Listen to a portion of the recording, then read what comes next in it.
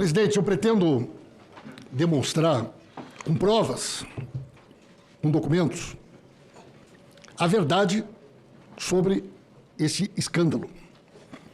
É verdade que existem notícias sobre irregularidades no INSS de muito tempo. Mas é verdade também que este esquema criminoso que lesou milhões de aposentados e aposentadas, ele só foi possível porque uma série de regras e normas internas do INSS foram alteradas.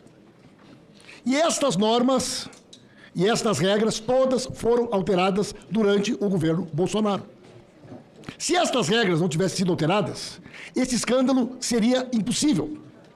E eu vou demonstrar isso, presidente. E a primeira que eu vou demonstrar é essa falácia da MP que estabeleceu 1 ano para renovação. É verdade.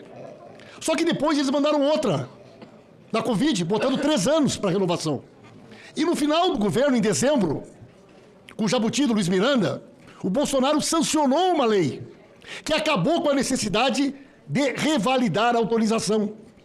Então, quando nós assumimos o governo, em janeiro, a lei em vigor, que foi sancionada pelo Bolsonaro em dezembro, antes de fugir para os Estados Unidos, havia acabado com a renovação. Então, o governo Bolsonaro acabou com a necessidade dos beneficiários autorizarem e renovarem. Esse é fato, isso é verdade, isso é decreto, isso é lei. Segundo lugar, entidades fantasmas, entidades que não tinham aposentados e aposentadas, tentavam desde muito tempo as CTs, como é o caso da Unibrasil, do Gutenberg, do Zacarias, né? Tentaram, não conseguiam. Conseguiram em 2018 o ACT. Essa entidade, na época, se chamava Unibrasil. Posteriormente, ele foi anulado. Foi anulado por quê? Porque ela não era uma entidade de aposentados.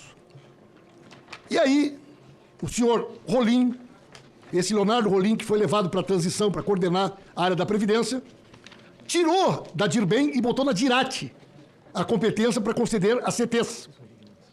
Mas mesmo assim, senhor presidente, era impossível dar uma CT para uma entidade que era um clube de benefícios. Não era uma entidade de aposentados e aposentadas. No dia 26 de 10 de 2020, 26 de outubro de 2020, o Paulo Guedes publica uma motivação de decreto.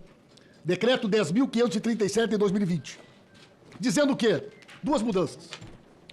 Seria necessário um decreto permitindo que entidades que não fossem exclusivamente de representação de aposentados e aposentadas também pudessem ter as CTs. E mais, ampliava para que pensionistas também pudessem ser descontadas. Que pensionistas pudessem ser roubadas. 26 de 10. No mesmo dia, 26 de 10, a Unibrasil faz uma assembleia, no mesmo dia. Troca o nome para Unibap e inclui, na sua razão social, uma vírgula. Passou a ser, além de clube de benefícios, também uma entidade de representação de aposentados. No mesmo dia da manifestação do Paulo Guedes. 4 dias depois, aliás, 2 dias depois, o governo publica um decreto, assinado entre eles pelo Onyx. Bolsonaro, Paulo Guedes e Onyx. Esse decreto, 10.537, permite que entidades que tenham no seu estatuto representar aposentados possam ganhar as CTs. Correto? Este decreto, assinado pelo Onyx, pelo Paulo Guedes e o Bolsonaro, é que abriu a possibilidade de que empresas como a Mar Brasil Clube de Benefícios, como a Unibap, que havia trocado de nome 2 dias antes, passassem a fazer desconto. Essa empresa aqui, vamos lembrar, Gutenberg, Zacarias, lembra da turma do Domingo Sávio? Eu não quero aqui levantar questionamento e não vou fazer isso com o filho do ministro. Eu quero ter o maior respeito. Mas ele foi o advogado dessas empresas. Estas empresas que conseguiram a CT depois do decreto que o Onyx assinou, foram representadas pelo filho dele. Pode ser uma coincidência? Pode. Tem 2 milhões de advogados do Brasil. O pai assina um decreto. A empresa contrata o filho e ganha uma CT. Entre elas, a Mar Brasil, a mesma coisa. Ela era um clube de benefício. Graças ao decreto assinado pelo Onyx, a Mar Brasil passou a ter direito a descontar de aposentados e aposentadas. Não podia. Eles mudaram o decreto para que os Golden Boys pudessem fazer a CT. Eles mudaram o decreto para que entidades que até então não tinham direito de fazer as CTs pudessem ter direito a fazer as CTs. Essa é a Mar Brasil. E aí, por coincidência, a Mar Brasil que o cara ficou rico do dia para a noite sem nunca ter trabalhado, vai ali na campanha eleitoral e deposita o dinheiro na conta do Onix. Por que razão? Aí o ministro diz, olha, eu não sei, na época... Então, mas já deu tempo de saber. Essa CPI está aqui há meses. 60 dias.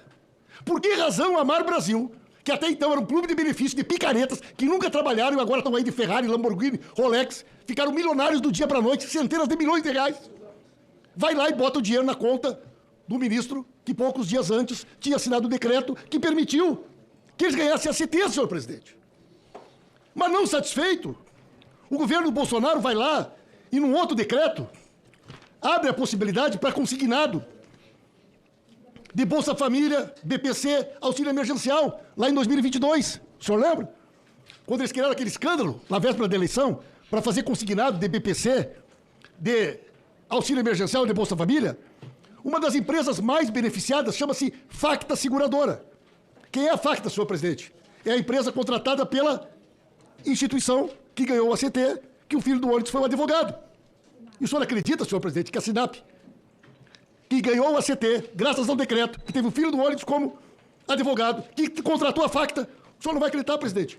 Os donos da Facta também depositaram dinheiro na conta do Onix durante a campanha eleitoral. Estão aqui os donos, estão aqui os nomes. Né? Então estão aqui os documentos que provam que estas pessoas, está aqui os depósitos, Onix Lorenzoni, está aqui outros deputados federais do PP, receberam recursos também dessas mesmas pessoas que são os donos da Facta financeira. E aqui, presidente, não é narrativa. Aqui é documento, aqui é cópia do TRE. Aqui são documentos que comprovam. Cada palavra que eu estou dizendo aqui, ela está sustentada em provas.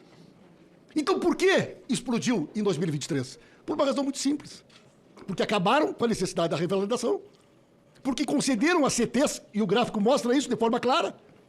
Foram aquelas entidades fantasmas que ganharam a CT durante a farra é que explode a arrecadação em 2023. Então, isso são fatos comprovados por lei, decretos, e mais do que isso, senhor presidente. O ministro falou que ficou sabendo, na transição, que a mãe do jornalista dele tinha sido descontada. Pai, correto? Sabe quando é que ele recebeu o dinheiro de volta? Agora, no governo do Lula. Se ele não pediu, só se ele não pediu. Por quê? Porque ficaram sabendo lá na transição e durante todo o governo do Bolsonaro nunca devolveram, nem para ele nem para ninguém. Porque todo o dinheiro roubado antes do governo Bolsonaro, durante o governo Bolsonaro, nunca foi devolvido um centavo para nenhum aposentado, nenhuma aposentada e nenhum pensionista. Foi agora, o presidente Lula, que já devolveu o dinheiro para mais de 3 milhões de aposentados e aposentadas. Então, senhor presidente, eu não vim aqui para fazer disputa política nem disputa de narrativa. Eu vim aqui para demonstrar com documentos e provas, com decretos e portarias e medidas provisórias, aquilo que a população brasileira já sabe. Tudo o que aconteceu e este escândalo de caráter industrial, que lesou bilhões de reais de aposentados e aposentadas, só foi possível porque durante o governo Bolsonaro todas as travas de fiscalização foram destruídas. E é por isso que eu afirmo e repito sempre, este esquema criminoso não teria acontecido. E concluo dizendo, o próprio... Quem é que deu o parecer para essa entidade aqui poder ganhar o ACT? O Virgílio. Sabe quem é o técnico que analisou? O Fidelis.